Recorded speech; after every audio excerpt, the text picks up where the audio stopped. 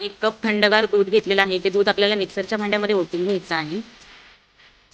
त्यामध्येच मी 1 चमचा साखर घालते. तुम्ही तुमच्या आवडीप्रमाणे साखरेचं प्रमाण कमी किंवा जास्त करू शकता.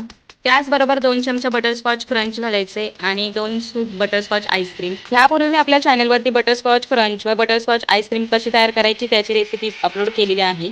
डिस्क्रिप्शन बॉक्समध्ये मी त्याची लिंक देते. मिक्सरच्या भांड्यामधून हा मिल्कशेक आपल्याला एकदा फिरवून घ्यायचा आहे. तुमच्याकडे जर आईस क्यूब्स असतील तर त्याही वापरल्या तरीही चालेल. पण मी ह्या ठिकाणी थंडगार दुधाचा वापर केलेला आहे, त्यामुळे मी आईस क्यूब वापरलेला नाही. वॉव! थंडगार मिल्कशेक आपण सर्व्ह करणार आहोत. बटरस्कॉच मिल्कशेक प्रमाणेच तुम्ही घरगुती पद्धतीने पटकन आणि झटपटीत असे मिल्कशेक तयार करू शकता, वेगवेगळ्या फ्लेवरचे. मिल्कशेक मिक्सरमध्ये फिरवून घेतल्यानंतर वरती जी फेसाळलेली साई असते ती अशा पद्धतीने घालून घ्यायची आहे.